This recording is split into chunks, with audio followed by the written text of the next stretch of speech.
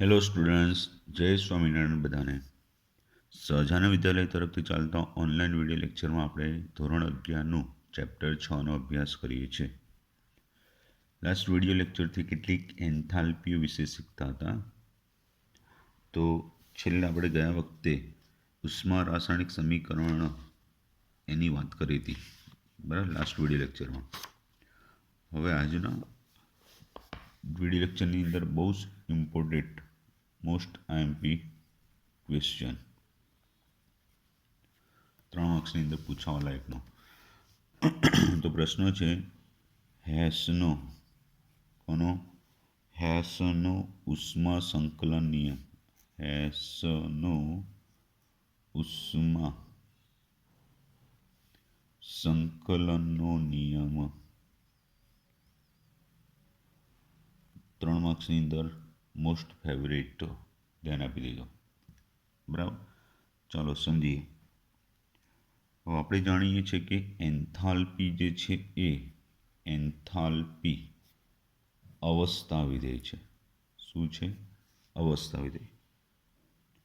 એટલે એ ખાસ કરીને પ્રારંભિક અવસ્થા અને અંતિમ અવસ્થા ઉપર આધાર રાખે છે.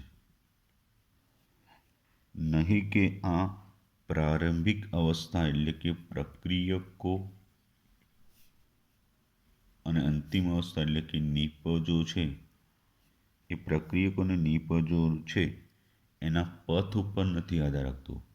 એટલે એના પથ એટલે કે માર્ગથી કેવું છે?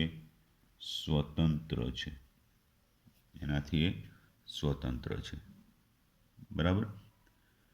ઓકે, આ તો આપણે બધું જાણીએ જ છે. હવે આને બીજા શબ્દોમાં કહીએ તો પ્રક્રિયાનો એન્થાલ્પી ફેરફાર, કોઈ બી પ્રક્રિયા છે એ પ્રક્રિયાનો એન્થાલ્પી ફેરફાર એક તબક્કામાં થાય કે શ્રેણીબદ્ધ તબક્કામાં થાય છતાંય કેવો સરખો રહે છે. જેમ કે મારે એક સમજવું છે કે ભાઈ એથી બી એ વાળી પ્રક્રિયા છે એક તબક્કામાં થાય અને ધારો કે એનો એન્થાલ્પી ફેરફાર ડેલ્ટા એક્સ માનો કે 5 એકમ છે, બરાબર. હવે આની જ પ્રક્રિયા શ્રેણીબદ્ધ તબક્કામાં, સપોઝ પહેલાં એથી અહીંયા હું ડી કરી દઉં છું, ચલો વાંધો નહીં, એથી સી થાય, સીથી ડી થાય એન્ડ ધેન પછી ડીથી બી થાય. એટલે 1, 2 અને 3 તબક્કામાં થાય છે એ ડાયરેક્ટ સીધી એક તબક્કામાં થઈ રહી. તો આ પહેલા તબક્કાનો એન્થાલ્પી ફેરફાર એટલે ડેલ્ટા H1, ડેલ્ટા H2 અને ડેલ્ટા H3. તો ત્રણેય એન્થાલ્પીમાં ફેરફાર એટલે ડેલ્ટા ટોટલ થશે, ડેલ્ટા H ટોટલ. એ આ બંનેનો કેવો રહે? સરખો જ રહે છે.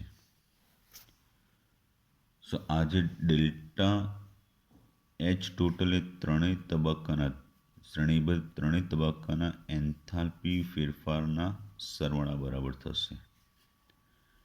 એટલે આમ કોઈપણ પ્રક્રિયા છે એમાં જે એન્થાલ્પી ફેરફાર એક તબક્કામાં થાય કે આવા શ્રેણીબદ્ધ તબક્કામાં થાય તો એમનો એન્થાલ્પી ફેરફાર કેવો? સરખો જ રહે છે. કેવો રહે છે? સરખો, સમાન જ રહે છે. તો આ પરથી આપણે નિયમ છે ને રજૂ કરીએ. બુક છે એ તમારી જેવી ભાષા વાપરી છે, હું મારી જેવી સરળ ભાષામાંથી લખીશ પછી. તો પહેલાં બુક પ્રમાણે જોઈ દઈએ કે જો પ્રક્રિયા જુદા જુદા તબક્કામાં થતી હોય, જો કોઈ પ્રક્રિયા છે એ પ્રક્રિયા એ કેવા જુદા જુદા તબક્કામાં, કેવા તબક્કામાં? જુદા જુદા તબક્કામાં, એટલે એકથી વધુ તબક્કામાં. સમજો, તબક્કામાં થતી હોય તો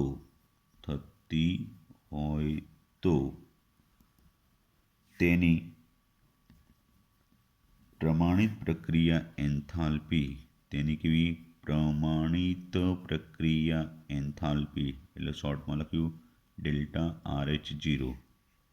એ પ્રમાણિત પ્રક્રિયા એન્થાલ્પી પ્રક્રિયાના પ્રક્રિયાના મધ્યવર્તી તબક્કાની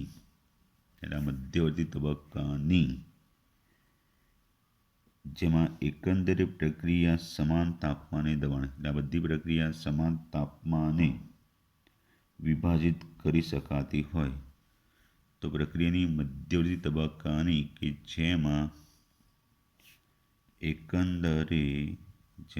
એકંદરે પ્રક્રિયા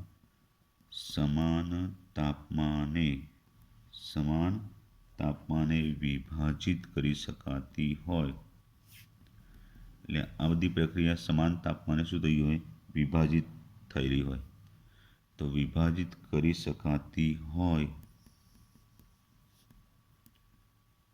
તો તેમાં તેમની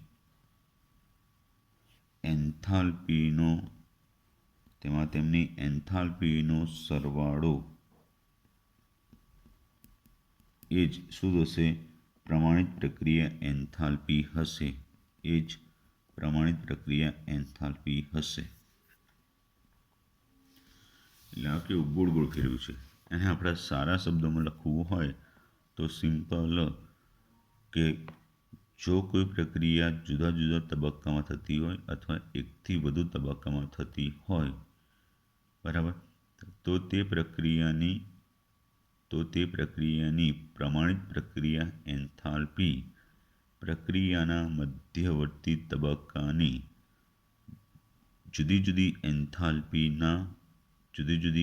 એન્થાલ્પીના અથવા પ્રમાણિત એન્થાલ્પીના સરવાળા બરાબર હોય છે તો આને આવું લખાય ડેલ્ટા RH0 બરાબર ડેલ્ટા H10 વત્તા ડેલ્ટા H20 વત્તા ડેશ ડેશ ડેશ આ રીતે લખાય ફરી એકવાર કહી દઉં છું મારા શબ્દોમાં કે જો કોઈ પ્રક્રિયા જુદા જુદા તબક્કામાં થતી હોય તો તેની પ્રમાણિત પ્રક્રિયા એન્થાલ્પી એ પ્રક્રિયાના મધ્યવર્તી તબક્કાની અથવા તો કે જુદા જુદા તબક્કાની પ્રમાણિત એન્થાલ્પી ફેરફારના સરવાળા બરાબર હોય છે બસ આ રીતે શોર્ટમાં લખવાનું બરાબર ઓકે આગળ તેને ઉદાહરણની મદદથી આ નિયમની અગત્યતા સમજીએ શાના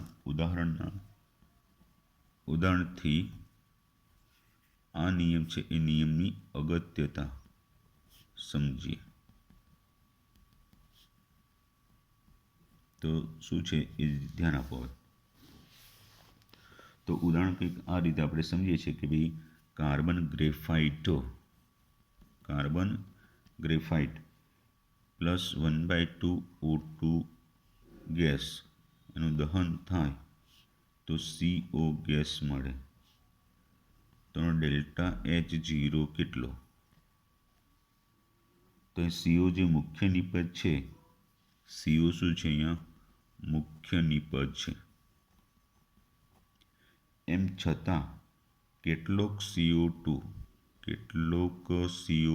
વાયુ પણ પ્રક્રિયામાં બને છે તેથી આપણે આ પ્રક્રિયાનો એન્થાલ્પી ફેરફાર તેથી આપણે આ પ્રક્રિયાનો એન્થાલ્પી ફેરફાર સીધો ગણી શકીએ નહીં આ પ્રક્રિયા છે એનો એન્થાલ્પી ફેરફાર સીધો જ ગણી શકીએ નહીં સમજ્યા કારણ કે વચ્ચે CO2 બને ને એટલે એક કરતાં વધુ તબક્કો થઈ જાય એટલે ડાયરેક્ટ સીધો એન્થાલ્પી ફેરફાર ગણી શકીએ નહીં તો આપણે એવી પ્રક્રિયાઓ શીખીએ કે જેમાં જે સંબંધિત સ્પીસીસ સંકળાયેલી હોય બરાબર આપણે એવી પ્રક્રિયાઓ જોઈએ હવે કે એમાં સંબંધિત સ્પીસીસ સંકળાયેલી હોય તો જો અહીંયા આ પ્રક્રિયામાં બે રીતે થશે કાર્બન ગ્રેફાઇટ પ્લસ એટલે હવે આ પ્રક્રિયા છે એને આપણે કેવી રીતે જોઈએ છે એની સંબંધિત જે સ્પીસીસ સંકળાયેલી હોય એ રીતે જોઈએ છે તો carbon graphite plus O2 gas it gives CO2 gas, એનો એન્થાલ્પી ફેરફાર ડેલ્ટા એચ -393.5 કિલોજૂલ પ્રતિ મોલ. જ્યારે બીજી પ્રક્રિયા છે CO gas plus 1/2 O2 gas, it gives CO2 gas, એનો ડેલ્ટા એચ એ -283 કિલોજૂલ પ્રતિ મોલ. બરાબર. તો હવે આ બે રીતની પ્રક્રિયા થઈ, પ્રક્રિયા નંબર 1 અને પ્રક્રિયા નંબર 2. બરાબર. CO2 અને CO2માંથી એ CO માંથી CO2, પણ આપણે તો શું બનાવવું છે, CO મુખ્ય નિપજ બનાવવાની છે. બરાબર. શું બનાવવું છે, CO ને મુખ્ય નિપજ બનાવવાની છે. તો ચાલો કેવી રીતે થશે સાંભળજો. તો આપણે ઉપરની બંને પ્રક્રિયાઓને એવી રીતે સંયોજીએ કે ઈચ્છિત પ્રક્રિયા મળે. એટલે આ એક ઈચ્છિત પ્રક્રિયા છે, મેળવવાની છે. તો આપણે આ બે પ્રક્રિયાઓને એવી રીતે સંયોજીએ કે આ ઈચ્છિત પ્રક્રિયા મળે. તો 1 મોલ CO જે છે એને જમણી બાજુ મેળવવા માટે સમીકરણ 2ને કેવી રીતે પ્રતિવર્તી લખીએ, એટલે ઉલટાવી દઈએ. પ્રતિવર્તી લખીએ તો અહીંયા પ્રતિવર્તી લખીએ ત્યારે ઉષ્મા જે ઉદ્ભવવાને બદલે શું થશે, શોષાશે. એટલે એનું ચિહ્ન માઇનસનું પ્લસ થઈ જશે. જે આપણે ઉષ્મા રાસાયણિક સમીકરણમાં શીખેલા કે પ્રક્રિયા ઉલટાવી તો એને એન્થાલ્પી પણ ઉલટાઈ જાય છે. બરાબર. એટલે સીઓને મુખ્ય નિપજ મેળવવા માટે, એટલે કે જમણી બાજુ લાવવા માટે આ સમીકરણને ઉલટાવીએ એટલે પ્રતિગામી લખીએ તો એનો એન્થાલ્પી ફેરફાર પણ ઉલટાઈ જશે. એટલે ઉષ્મા ઉત્પન્ન થવાને બદલે શું થશે, શોષાશે. એટલે પ્લસ થઈ જશે માઇનસને બદલે. ઓકે. તો ચાલો એને આપણે ફેરવીને લખીએ તો આ રીતે થશે. 1 મિનિટ. હા,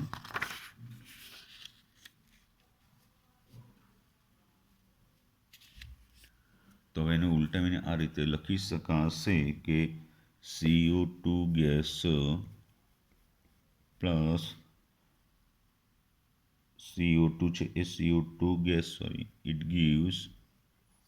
it gives CO gas plus 1/2 O2 gas. તો એનો એન્થાલ્પી ફેરફાર પ્લસ 283 કિલોજૂલ પ્રતિ મોલ થશે. તો આને સમીકરણ નંબર 3 કહીએ.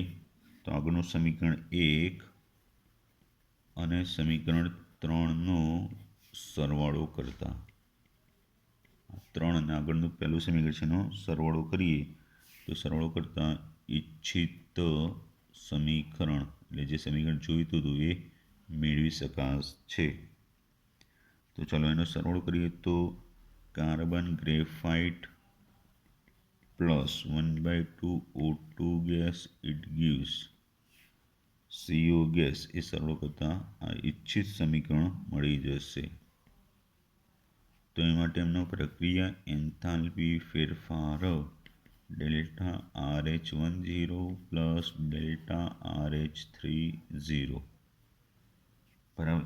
એટલે પહેલી ત્રીજી પ્રક્રિયાનો એન્થાલ્પીનો શું થશે, સરવાળો થશે. બરાબર. તો એન્થાલ્પીનો સરવાળો કરીએ તો -393.5 વત્તા 283.0 એટલે કેટલું આવશે, -110.5 કિલોજૂલ પ્રતિ મોલ થશે. આ રીતે આપણે કોઈપણ પ્રક્રિયા છે એને શું કરી શકાય, ઈચ્છિત પ્રક્રિયા મેળવી હોય તો જુદી જુદી પ્રક્રિયાનો સરવાળો કરીએ તો એ રીતે એમની એન્થાલ્પીનો પણ સરવાળો થશે, એવું હેસ નામના વૈજ્ઞાનિકે જણાવ્યું છે. તો હવે એ પરથી કે સામાન્ય રીતે જો એકંદર પ્રક્રિયા એથી બી હોય, કેવી હોય? એથી બી હોય તો એનો એન્થાલ્પી એક જ તબક્કામાં ડેલ્ટા આરએચ હોય. એની એન્થાલ્પી એક જ તબક્કાની કઈ હશે? ડેલ્ટા આર એચ 0 હોય. અને delta R H 1, delta R H 2, delta R H 3 એ બધી શું છે એની જુદા જુદા તબક્કાની કે જુદી જુદી મધ્યવર્તી જુદા જુદા તબક્કાની કે જુદી જુદી મધ્યવર્તી પ્રક્રિયાઓ છે. પ્રક્રિયાઓની શું હોય? એન્થાલ્પી હોય. સાંભળજો. અને છેવટે નિપજ બી મળતી હોય. નિપજ બી મળે તો ડેલ્ટા આર એચ બરાબર delta R H 1 plus delta R H 2 plus delta R H 3 મળે.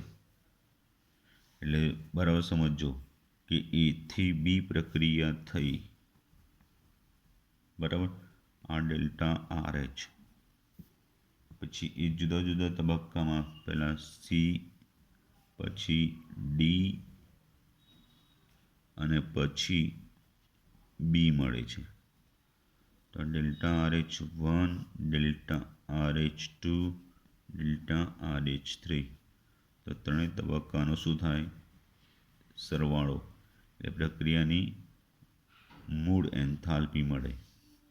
તો સરવાળો અને ડાયરેક્ટ મળતી હોય એ બધા મૂલ્યો કેવા રહે? સરખા જ રહે. ત્રણેયનો સરવાળો કરીએ અને ડાયરેક્ટ એક તબક્કામાં મળે એ એન્થાલ્પી ફેરફાર સરખો જ રહે છે. એટલે એક તબક્કાનો એન્થાલ્પી ફેરફાર આ ત્રણેયનો સરવાળો કરીએ બધો કેવો મળે? સરખો જ મળે છે. બરાબર. તો હવે આના પરથી એક એક્ઝામ્પલ રૂપે પણ જોઈ લઈએ. ચોપડી જોડે રાખજો. એમાં કોયડા નંબર 6.8 છે એ જરા જોડે સમજી જ લઈએ છીએ. બરાબર. આ ટોપિક શીખ્યા એટલે એને જોડે જોડે એ શીખી જ લઈએ છીએ. તો 1 મિનિટ.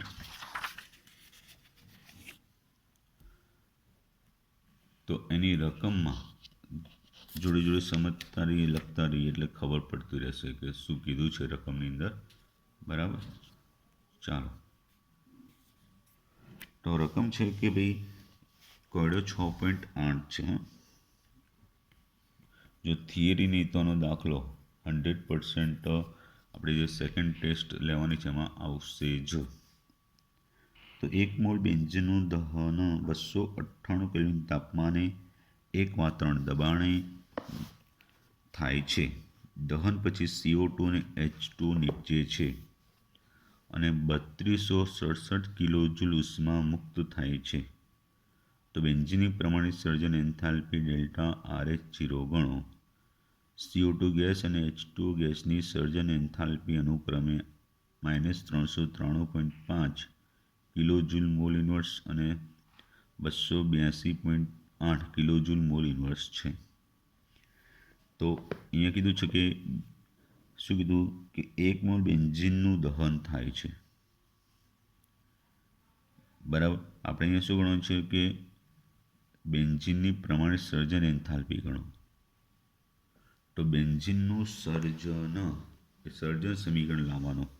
તો પહેલાં સર્જન સમીકરણ શું થશે? ધ્યાન આપજો. એ સર્જન સમીકરણ તો પહેલાં બેન્ઝીનમાં C6H6 બરાબર લિક્વિડ. તેમાં તત્વો કયા કયા છે? તો કાર્બન અને હાઇડ્રોજન. તો એની પ્રમાણિત અવસ્થામાં કાર્બન કયા રૂપે હોય? ગ્રેફાઇટ. અને હાઇડ્રોજન એની પ્રમાણિત અવસ્થામાં કયા રૂપે હોય? વાયુ રૂપે. તો કાર્બન 6, હાઇડ્રોજન 6 એટલે અહીંયા 3, એટલે આ રીતે થશે.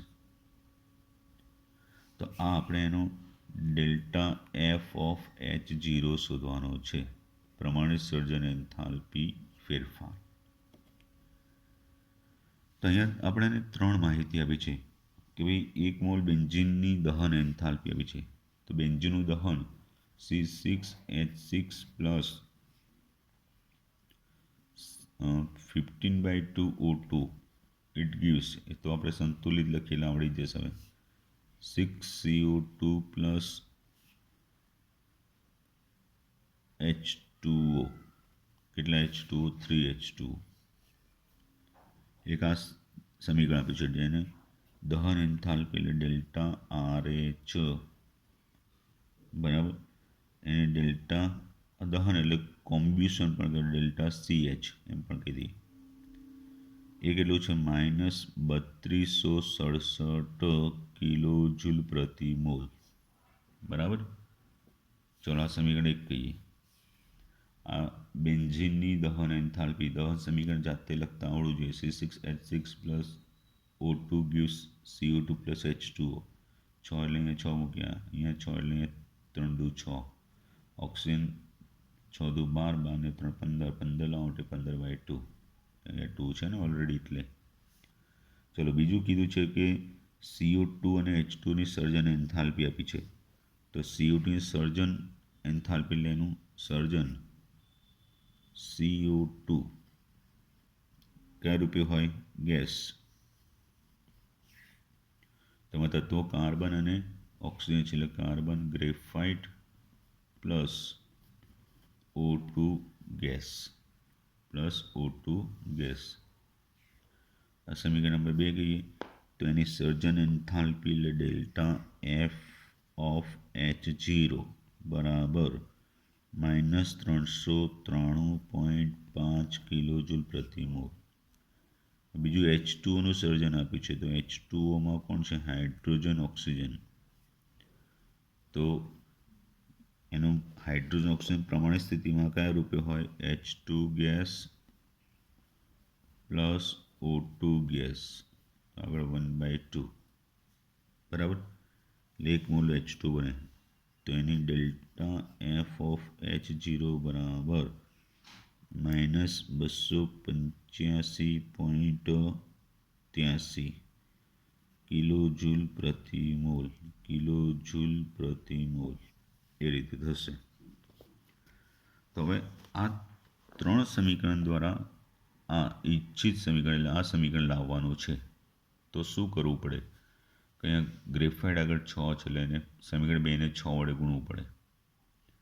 H2 આગળ 3 છે એટલે આને 3 વડે ગુણવું પડે. અને આ બંને ગ્રેફાઇટ H2ની પ્રક્રિયક સાઇડ છે, આ બંનેમાં પ્રક્રિયક સાઇડ છે એટલે બીજા ત્રીજાનો શું કરવાનો? સરવાળો. અને આ જે છે એ કઈ સાઈડ છે? તો કે જમણી સાઈડ એટલે પ્રતિવર્તી સાઈડ. એટલે આ સમીકરણને શું કરવું પડે? ઉલટાવવું પડે. પહેલાં ઉલટાવું ના હોય તો ડાયરેક્ટ શું કરવું પડે? એને બાદ કરી દેવાનું તો પણ થઈ જાય. તો આ રીતે પહેલાં કરી દઈએ કે સમીકરણ 1ને ઉલટાવતા, સમીકરણ 1 છે 1ને ઉલટાવી, સમીકરણ 2ને 6 વડે અને સમીકરણ 3ને કેટલા વડે?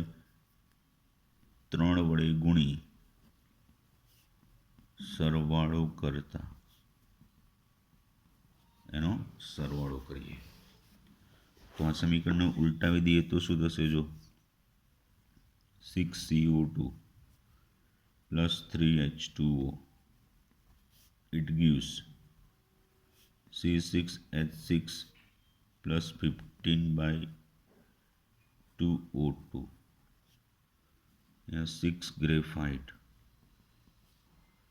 plus 6 O2 it gives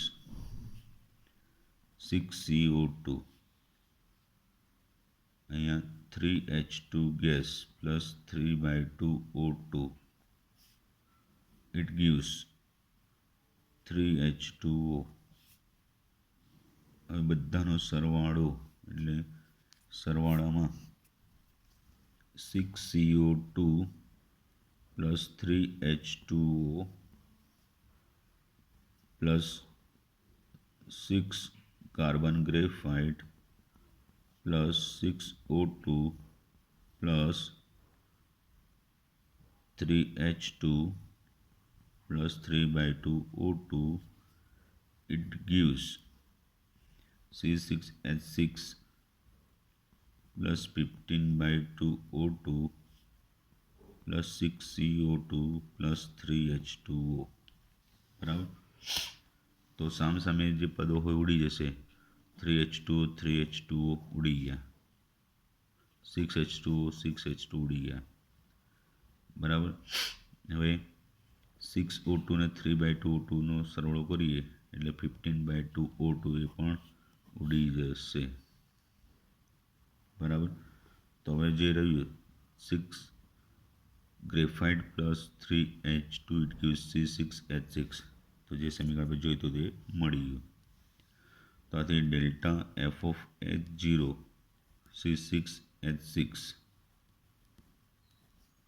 એ આ ત્રણેયની એન્થાલ્પી ફેરફારનો શું થાય? સરવાળા બરાબર થાય. તો આનો એન્થાલ્પી ફેરફાર ઉલટાઈ જશે. ઉલટાઈને કેટલો થશે? તો કે માઇનસ છે તો એનું પ્લસ, એટલે પ્લસ 3267. આનો એન્થાલ્પી ફેરફાર 6 ગુણ્યા 6 વડે ગુણાશે એટલે 6 ગુણ્યા -393.5. આનો એન્થાલ્પી 3 ગુણ્યા -285.83 એટલે 3267 વત્તા 6 ગુણ્યા -393.5 વત્તા 3 ગુણ્યા -285.83 તેનું સાદરૂપ આપશો એટલે એ તમારો જવાબ રૂપે